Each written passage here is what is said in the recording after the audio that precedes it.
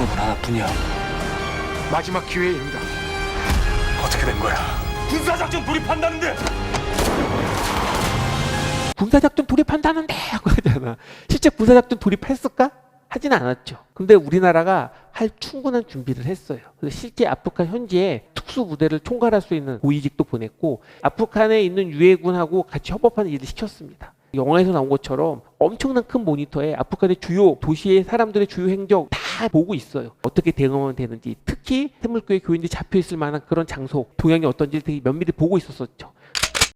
근데 중요한 포인트 하나가 있어요. 만약에 우리나라의 대통령이나 우리나라 고위직이 야 군사작전 하자라고 해서 할 수 있었을까? 할 수 없었을 거예요. 왜 그러냐면 너무 규모가 큰 군사작전이 돼요. 왜? 이게 한두 명이 아니라 23명, 그중에 2명을 처형했다면 21명이나 있잖아요. 당연히 21명을 탈레반이 한 군데 모아놓지 않았거든요. 분산시켜놨어요. 6, 7군데 분산시킨 걸로 알려져 있거든요. 근데 한 군데에 50명, 100명만 들어보더라도 수백 명이 필요합니다. 그럼 당연히 우리나라 군만으로 되지 않겠죠. 여기 나와 있는 유엔군과 협동해서 같이 해야 될 겁니다. 그럼 그 군사작전 크기가 너무나 크기 때문에 실체하기는 정말 어려운 작전이었을 거고, 실제 한다고 하더라도 분산된 데를 정확하게 위치 찾아가지고 국민을 안전하게 구출하기는 극히 힘든 그런 작전이었을 거예요.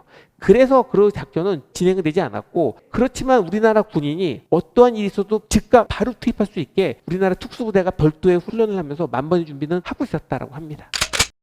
협상이 아직 안 끝났지 않습니까? 지금 작전 들어가면 제일 먼저 교전관이 위험하다고. I will send you to hell first. 안 돼. 저는 포기할 수 없습니다. 저는 포기할 수 없습니다. 외교관 그렇지 않습니다. 근데 국가정보요원은 그럴 수 있어요.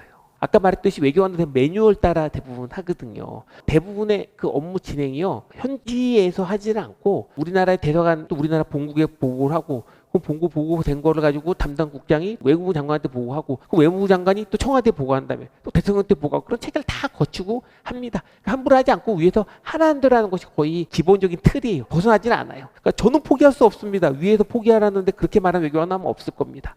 근데 국가정보요원을 할 수 있다고 말한 건 뭐냐면, 물론 이제 국정원요원들이 특별한 애국심이 있고 사명감이 있는 것, 특별하게 많이 있는 집단이기도 합니다. 그런 이유도 있지만 더 중요한 이유는 뭐냐면, 국가정보요원들은요, 기본적으로 국가정보원이라는 것 자체가 현지에 있는 다양한 그 사정을 어느 정도 인정을 해줘요. 그러니까 현지 요원의 판단을 존중해주는 그런 분위기가 있어요.